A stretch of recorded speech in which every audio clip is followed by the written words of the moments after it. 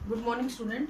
आज हम बात करेंगे बेटा ट्रांसडक्शन एक्सपेरिमेंट की। ये भी एक और एक्सपेरिमेंट था विच वाज परफॉर्म्ड इन 1952 कि ये बताने के लिए कि जेनेटिक मटेरियल जो होता है वो ही जो है पास ऑन होता है एक जनरेशन से दूसरी जनरेशन में, और डीएनए ही वो जेनेटिक मटेरियल होता है। This experiment was performed by Hershey and Chase. They are two different scientist जिन्होंने इस एक्सपेरिमेंट को परफॉर्म किया था और इसको एक नाम दिया था ट्रांसडक्शन या फिर बैक्टीरियोफेज मल्टीप्लिकेशन। सबसे पहले तो आपको ये पता होना चाहिए बेटा बैक्टीरियोफेज क्या होता है। Bacteriophage is a type of bacteria which infect type of virus which infect the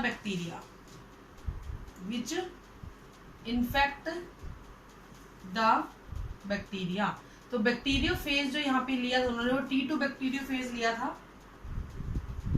ये क्या करता था, ये बैक्टीरिया के ऊपर अटैक करता था, ठीक है, लेकिन खुद क्या था ये बेटा एक वायरस था। और यहाँ पे जो बैक्टीरिया लिया था वो कौन सा लिया था बेटा, इकोलाई लिया था। आपने पढ़ा हुआ है इकोलाई, बहुत बार आपने ये नाम सुना होगा। एसर्चिया कोलाई सबसे ज्यादा एक्सपेरिमेंटल मटेरियल की तरह यूज किया गया इसको। इसके अलावा इस एक्सपेरिमेंट में इन्होंने रेडियो एक्टिव सल्फर और फॉस्फोरस, सल्फर एंड फॉस्फोरस 35 और 32 जो है वो यूज की थी। अब इन चारों चीजों को यूज करके इन्होंने अपने एक्सपेरिमेंट को परफॉर्म किया था। थोड़ा सा समझने में कंफ्यूजन कुछ नहीं है, बिल्कुल इजी समझ में आएगा आपको। देखिए जरा इन्होंने क्या किया। सबसे पहले इन्होंने इकोलाई लिया, सिंपल, ठीक है। इस इकोलाई के कुछ इकोलाइज के लिए अलग अलग दो कल्चर प्लेट बनाई। कल्चर प्लेट क्या होती है बेटा, जिन पे बैक्टीरिया की ग्रोथ करवाई जाती है, ठीक है, बैक्टीरियल ग्रोथ के लिए इसको यूज किया जाता है। तो इन कल्चर प्लेट पे इन्होंने बैक्टीरिया को छोड़ दिया ग्रोथ करने के लिए, ठीक है, इकोलाई। अब हुआ क्या, एक बैक्टीरियल प्लेट में जो फॉस्फोरस की सप्लाई करी गई थी वो रेडियोएक्टिव फॉस्फोरस की करी गई, एक प्लेट में रेडियोएक्टिव सल्फर की करी गई, ठीक है। जो सल्फर जो था, जिस प्लेट के अंदर सल्फर डाला गया था उसमें बनने वाले जितने भी बैक्टीरिया थे उन सभी बैक्टीरिया को जो अमीनो एसिड सप्लाई हो रहा था या अमीनो एसिड सप्लाई हो रहा था वो सल्फर कंटेनिंग हुआ। तो ये सल्फर कंटेनिंग जितने भी अमीनो एसिड थे, लाइक सिस्टीन एंड मिथ्योनाइन, इन दोनों के अंदर सल्फर होता है। तो इसमें भी और इसमें भी सल्फर था, लेकिन कौन सा सल्फर गया आपकी बात, रेडियोएक्टिव सल्फर गया। और इन अमीनो एसिड को जुड़ने से जो प्रोटीन बनी, तो इसका मतलब क्या था, इस वाली प्लेट के अंदर जितने भी बैक्टीरिया बने उनके अंदर जो प्रोटीन थी वो कैसी थी बेटा, जहां पे भी सल्फर गई थी वो S35 यानी रेडियो लेबल्ड प्रोटीन बनी। तो इस वाली प्लेट के अंदर रेडियो लेबल्ड प्रोटीन का फॉर्मेशन हुआ जिसमें आपने रेडियोएक्टिव सल्फर यूज की। तो यहाँ पे जितने भी बैक्टीरिया मिले उनकी प्रोटीन कैसी थी बेटा, रेडियोएक्टिव सल्फर से युक्त थी। इसी तरीके से फॉस्फोरस की अगर हम बात करें, सेम पैटर्न पे चला। यहाँ पे जो डीएनए था बैक्टीरिया का, DNA incorporate with radioactive phosphorus, ठीक है। तो इस तरीके से आपको दो अलग अलग स्ट्रेन जो होते हैं वो मिल जाते हैं, ठीक है। तो डीएनए था, क्यों हुआ डीएनए, क्योंकि जितने भी न्यूक्लियोटाइड थे एंड न्यूक्लियोसाइड उनमें सब में जहां पे भी फॉस्फोरस की जरूरत थी वहां पे सब जगह कौन सा था, रेडियोएक्टिव फॉस्फोरस ही जाके अटैच हो गया। अब हमारे पास दो तरीके के कल्चर मिल गए, कुछ ऐसे बैक्टीरिया जिनमें प्रोटीन S35 था और कुछ ऐसे बैक्टीरिया जिनमें फॉस्फोरस 32 था। तो S35 वाले बैक्टीरिया की कॉलोनी मिली और P32 वाले बैक्टीरिया की कॉलोनी मिली। आई होप आपको यहाँ तक समझ में आया होगा। मैं दोबारा रिवाइज करती हूँ। हमने इकोलाई लिया, हमने उनको दो अलग अलग कल्चर प्लेट के ऊपर ग्रो करवाया। एक कल्चर प्लेट के अंदर हमने सल्फर 35 यानी कि S35 radioactive labelled sulphur introduce करी, दूसरे पे रेडियोएक्टिवली लेबल्ड फॉस्फोरस इंट्रोड्यूस करी। जहां पे सल्फर इंट्रोड्यूस की गई थी वहां वाले बैक्टीरिया की जितनी भी प्रोटीन बनी सल्फर, उनमें सल्फर कैसी थी, रेडियोएक्टिव थी। यहाँ पे जो दूसरी प्लेट के अंदर जहां पे फॉस्फोएट ग्रुप ऐड होता गया वहां पे रेडियोएक्टिव लेबल बना और डीएनए जो था उनका वो बन गया। तो बेसिकली इन वाले बैक्टीरिया की प्रोटीन लेबल हो गई, और इन वाले बैक्टीरिया का क्या लेबल हो गया बेटा, डीएनए लेबल हो गया। तो इस तरीके से हमने दो अलग अलग तरीके के जिसमें है प्रोटीन और डीएनए है वो डलवा दिए। अब इस बैक्टीरिया के ऊपर बैक्टीरियोफेज ऐसा होता है, आपने छोटी क्लास में डायग्राम बनाए भी होंगे, 12th में भी 11th में बनाया होगा, ठीक है। तो ये बाहर का कहलाता है बेटा कैप्सिड, और ये जो है इसका जेनेटिक मटेरियल या डीएनए, ठीक है, जेनेटिक मटेरियल होता है। तो ये क्या करता है, ये वायरल प्रोजेनी को आपने बैक्टीरियोफेज को इसके ऊपर इंट्रोड्यूस करवा दिया, इसने अपना डीएनए अंदर छोड़ दिया, ठीक है। बिल्कुल ऐसे ही यहाँ पे भी ये इकोलाई थी, यहाँ पे भी, ठीक है। अब ये यहाँ पे अपना डीएनए छोड़ेंगे और मल्टीप्लाई करेंगे, ठीक है। यहाँ पे भी ये मल्टीप्लाई करेगा, अपना डीएनए को मल्टीप्लाई करवाएगा।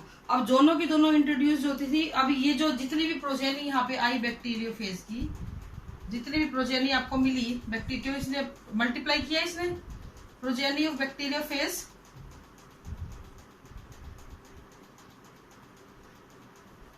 Grow on normal E coli. अब हुआ क्या बेटा,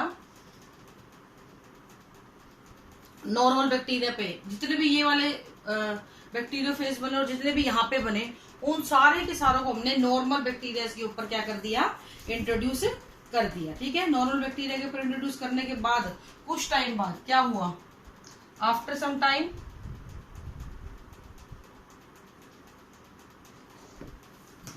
यहाँ पे लिख रही हूँ साइड में, हमें दो कल्चर मिले, कौन सा वाला, जिसमें एक में S35 वाला वो थे और एक में P32 वाले थे। तो हमें बहुत सारे बैक्टीरिया मिले, 1 2 3 4 5 6 10 15 20 मिल गए, ऐसे यहाँ पे मिले, ठीक है। और इनके ऊपर हमारे कैप्सिड लगे हुए थे, वही प्रोटीन कोट बैक्टीरियोफेज की, इस पे भी लगे हुए थे।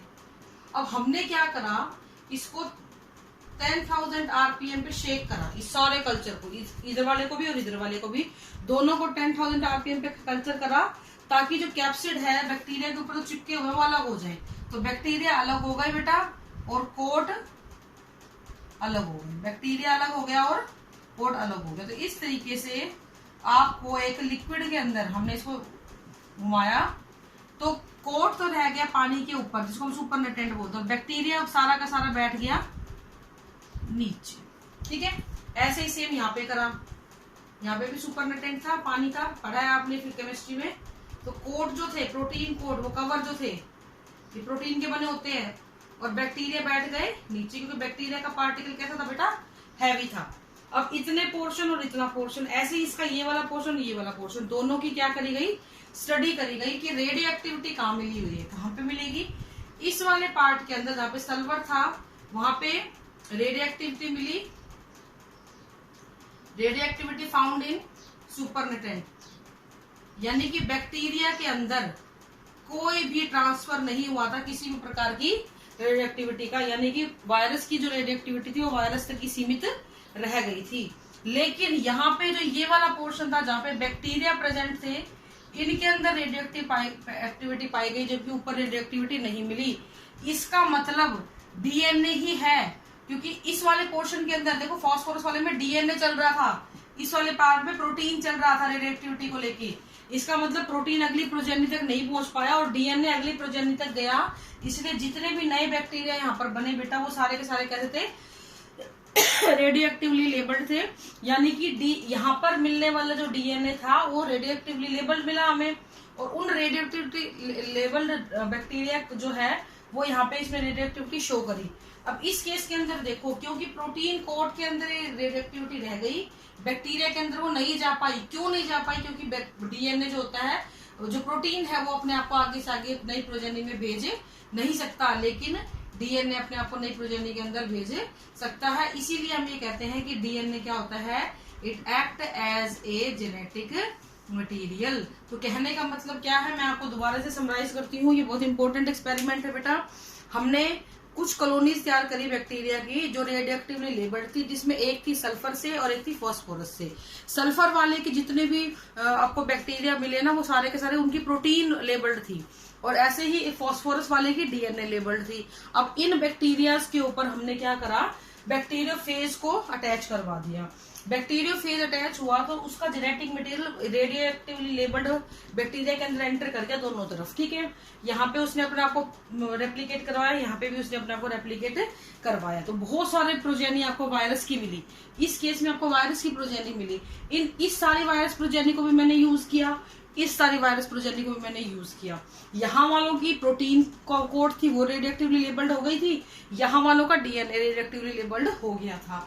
अब इन सभी प्रोजेनी में से कुछ एक को हमने नॉर्मल इकोलाई के साथ ग्रोथ करवा दिया। नॉर्मल मतलब जिनमें रेडियोएक्टिविटी नहीं थी। अब होना क्या चाहिए था, प्रोटीन की यहाँ पे ट्रांसफर होती बैक्टीरिया के अंदर, लेकिन नहीं हुई। जबकि बैक्टीरिया की जो यहाँ पे डीएनए डाला गया था वहां पे रेडियोएक्टिवली एक्टिविटी जो थी वो ट्रांसफर हो गई, क्योंकि डीएनए हर generation to generation pass on हो रहा था, लेकिन protein generation to generation pass on नहीं होता है। तो ट्रांसडक्शन और ट्रांसफॉर्मेशन, ये दो ऐसे एक्सपेरिमेंट बताए गए थे साइंटिस्ट के द्वारा, जिसमें ये प्रूव कर दिया कि डीएनए एक जेनेटिक मटेरियल होता है। This is all for today बेटा। कल